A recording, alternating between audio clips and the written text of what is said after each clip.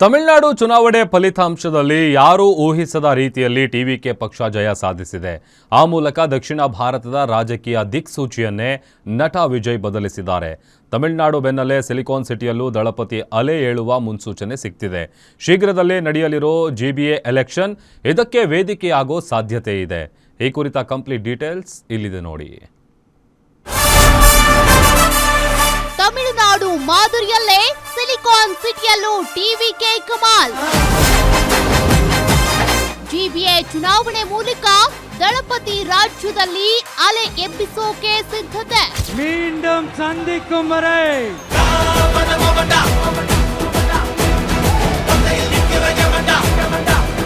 ತಮಿಳುನಾಡಿನಲ್ಲಿ ಇತಿಹಾಸ ಬರೆದ ದಳಪತಿ ವಿಜಯ್ ಸಾರಥ್ಯದ ಟಿವಿಕೆ ಪಾರ್ಟಿ ಈಗ ಗಡಿ ದಾಟಿ ಕರ್ನಾಟಕಕ್ಕೆ ಕಾಲಿಡಲು ಸಜ್ಜಾಗಿದೆ.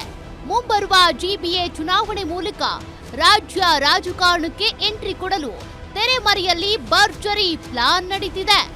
ಬೆಂಗಳೂರಿನಲ್ಲಿರುವ ವಿಜಯ್ ಅವರ ಅಪಾರ ಅಭಿಮಾನಿ ಬಳಗ ಈಗ ರಾಜಕೀಯ ಅಖಾಡಕ್ಕೆ ಇಳಿಯೋದಕ್ಕೆ ಸಿದ್ಧತೆ ಮಾಡಿಕೊಳ್ತಿದೆ. ಬೆಂಗಳೂರಿನಲ್ಲಿ ಎಲ್ಲೆಲ್ಲಿ ತಮಿಳು ಮತದಾರರು ಮತ್ತು ವಿಜಯ್ ಅಭಿಮಾನಿಗಳು ಹೆಚ್ಚಿದ್ದಾರೋ ಅಂತಹ ವಾರ್ಡ್ಗಳ ಪಟ್ಟಿಯನ್ನ ಈಗಾಗಲೇ ಸಿದ್ಧಪಡಿಸಲಾಗಿದೆಯಂತೆ.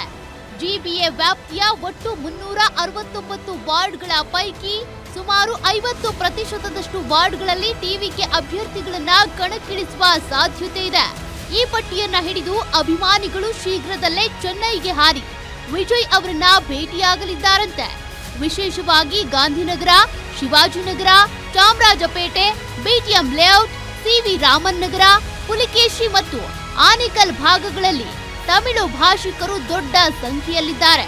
ಇಲ್ಲಿ ದಳಪತಿ ವಿಜಯ್ಗೆ ಹುಚ್ಚು ಅಭಿಮಾನಿಗಳಿದ್ದಾರೆ.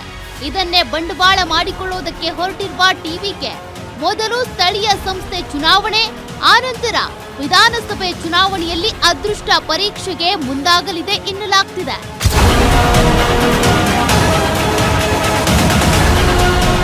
ಒಂದು ವೇಳೆ ಟಿವಿಕೆ ಕರ್ನಾಟಕದಲ್ಲಿ ಅಬ್ಬರಿಸಿದ್ರೆ ಇಲ್ಲಿನ ಸಾಂಪ್ರದಾಯಿಕ ಪಕ್ಷಗಳ ಮತ ಬ್ಯಾಂಕ್ಗೆ ದೊಡ್ಡ ಪೆಟ್ಟು ಬೀಳೋದು ಗ್ಯಾರಂಟಿ.